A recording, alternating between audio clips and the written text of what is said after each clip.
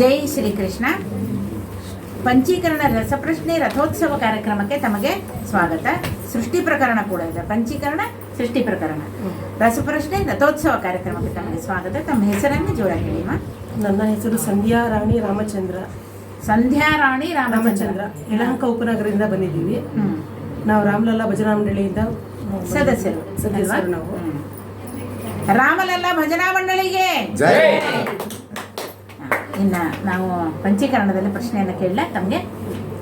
ಮೊದಲನೇ ಪ್ರಶ್ನೆ ತಮಗೆ, ಜೀವ ಶಬ್ದದಿಂದ ಪರಮ ಮುಖ್ಯರಾಗಿ ಯಾರು ವಾಚ್ಯರು? ಜೀವ ಶಬ್ದದಿಂದ ಪರಮ ಮುಖ್ಯರಾಗಿ ಯಾರು ವಾಚ್ಯರು?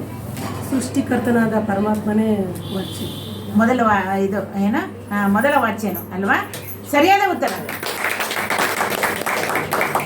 ಜೀವ ಶಬ್ದದಿಂದ ಪರಮ ಮುಖ್ಯರಾಗಿ ಯಾರು ವಾಚ್ಯನಾದರೂ ಸಾಕ್ಷಾತ್ ಪರಮಾತ್ಮನೇ ಹೀಗೆ ವಾಚ್ಯನಾಗಿದ್ದಾನೆ. ಇನ್ನು ಎರಡನೇ ಪ್ರಶ್ನೆ ತಮಗೆ, ಪ್ರಳಯ ಕಾಲದಲ್ಲಿ ಶ್ರೀಹರಿಯು ತನ್ನ ಉದರದಲ್ಲಿ ನಾಭಿ ಪ್ರದೇಶದಲ್ಲಿ ಯಾರನ್ನು ಇಟ್ಟುಕೊಳ್ಳುತ್ತಾನೆ? ಪ್ರಳಯ ಕಾಲದಲ್ಲಿ ಶ್ರೀಹರಿಯು ತನ್ನ ಉದರದಲ್ಲಿ ನಾಭಿ ಪ್ರದೇಶದಲ್ಲಿ ಯಾರನ್ನು ಇಟ್ಟುಕೊಳ್ಳುತ್ತಾನೆ? ನಿತ್ಯ ಸಂಸಾರ ಜೀವಿಗಳನ್ನು ನಾಭಿಯಲ್ಲಿ ಇಟ್ಟುಕೊಂಡಿರುತ್ತಾನೆ. ನಿತ್ಯ ಸಂಸಾರ ಜೀವಿಗಳನ್ನು ನಾಭಿಯಲ್ಲಿ ಇಟ್ಟುಕೊಂಡಿರ್ತಾನೆ. ಸರಿಯಾದ ಉತ್ತರ. ಸೃಷ್ಟಿಯಾಗಲಿ ಸ್ಥಿತಿಯು ಇರಲಿ, ಪ್ರಳಯ ಕಾರ್ಯವು ನಡೆಯಲಿ, ಹರಿಯ ಇಚ್ಛೆಗೆ ಅನಂತ ಜೀವರು ಹುಟ್ಟಿ ಬೆಳೆದು ನಶಿಸಲಿ. ನವಾವರಣ ರಚಿಸಿ ದೇವನು ಸುವರ್ಣ ಆವರಣ ರಚಿಸಿದ, ಘನೋದಕದಲ್ಲಿ ಮತ್ತೆ ತನ್ನ ಸತಿಯೊಡನೆ ಮಲಗಿದ, ಮುಂದೆ ಕಾರ್ಯವ ಮಾಡಲು ಸುಗ ತನ್ನ ಮಗನಿಗೆ ಬೇಳಿದ, ಆತನಲ್ಲಿ ತಾನೇ ನಿಂದು ಸೃಷ್ಟಿ ಕಾರ್ಯವ ಮಾಡಿದ.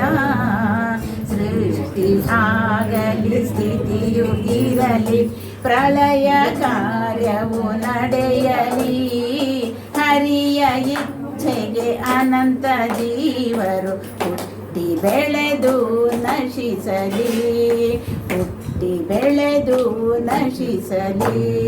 ಇದು ಒಂದು ಅನಾಯಾಸವಾಗಿ ಮಾಡುವಂಥ ಕಾರ್ಯಕ್ರಮ ಪರಮಾತ್ಮಂದು. ಸೃಷ್ಟಿ, ಸ್ಥಿತಿ, ಲಯ, ನಿಯಮನ, ಬಂಧ, ಮೋಕ್ಷ ಎಲ್ಲ ಕೇಳ್ತಾ ಇರ್ತೀವಿ. ಎಲ್ಲ ಜ್ಞಾನ, ಅಜ್ಞಾನ, ಬಂಧ, ಮೋಕ್ಷ ಇಷ್ಟೂ ಕಾರ್ಯಗಳನ್ನು ಪರಮಾತ್ಮ ಲೀಲಾಜಾಲವಾಗಿ ಮಾಡ್ತಾ ಇರ್ತಾನೆ. ಮುಂದಿನ ಪ್ರಶ್ನೆಗೆ ಹೋಗೋಣ. ಇಳಾವೃತ ವರ್ಷದ ಉತ್ತರದಲ್ಲಿರುವ 3 ವರ್ಷಗಳನ್ನು ಹೆಸರಿಸಿ. ಇಳಾವೃತ ವರ್ಷದ ಉತ್ತರದಲ್ಲಿರುವ 3 ವರ್ಷಗಳನ್ನು ಹೆಸರಿಸಿರಿ.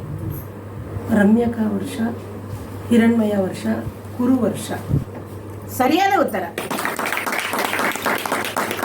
ರಮ್ಯಕ ವರ್ಷ, ಹಿರಣ್ಮಯ ವರ್ಷ ಮತ್ತು ಕುರು ವರ್ಷ. ಇನ್ನು ಮುಂದಿನ ಪ್ರಶ್ನೆಗೆ ಹೋಗ್ತಾ ಇದ್ದೀನಿ. ಪೃಥ್ವಿ ಭೂತಕ್ಕೆ ಇರುವ ಅಕ್ಷರ ಯಾವುದು? ಪೃಥ್ವಿ ಭೂತಕ್ಕೆ ಇರುವ ಅಕ್ಷರ ಯಾವುದು? ಆಕಾರ. ಆಕಾರ. ಆಕಾರ. ಆಕಾರ. ಸರಿಯಾದ ಉತ್ತರ.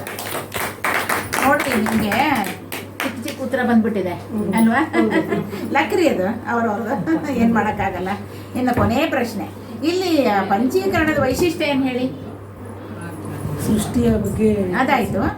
ಇಲ್ಲಿ ಏನಂದ್ರೆ ಇಲ್ಲಿ ನಾವು ಮಾಡಿರೋ ಇದರಲ್ಲಿ ಏನು ವೈಶಿಷ್ಟ್ಯ ಕಾಣ್ತು ನಿಮಗೆ? ನೀವು ಅನ್ಕೊಂಡ್ರೆ ನಮ್ಗೆ ಹೆಂಗ್ರಿ ಗೊತ್ತಾಗಬೇಕು ಅಂತೀರಾ? ಬಾಕಿದ್ರಲ್ಲೆಲ್ಲ 4 ಪ್ರಶ್ನೆ ಉತ್ತರ ಕೊಟ್ಟಿರ್ತೀವಿ. ಪಂಚೀಕರಣ 5 ಅಲ್ವಾ? ಎಲ್ಲ 5 ಇದರಲ್ಲಿ, ಅದಕ್ಕೆ ಪ್ರಶ್ನೆ ಉತ್ತರನೂ 5 ಅಷ್ಟೇ, ಇನ್ನೇನಿಲ್ಲ. ಕೇಳ ಕೊನೆ ಪ್ರಶ್ನೆಗೆ ಹೋಗ್ಲ. ಏನು ತಮಗೆ ಏನು ಅನಿಸ್ತಾ ಇದೆ ಈ ಒಂದು ಕಾರ್ಯಕ್ರಮ? ಇದು ಹೊಸದಾಗಿ ಫಸ್ಟ್ ಟೈಮ್ ನಾನು ಈ ಥರ ರಸಪ್ರಶ್ನೆ ಕಾರ್ಯಕ್ರಮದಲ್ಲಿ ಭಾಗವಹಿಸಿರೋದು. ನನಗಿದು ಎಲ್ಲರೂ ನನಗೆ ತುಂಬ ಕಷ್ಟ ಅನಿಸ್ತಿತ್ತು ಮಾಡೋದಕ್ಕೆ.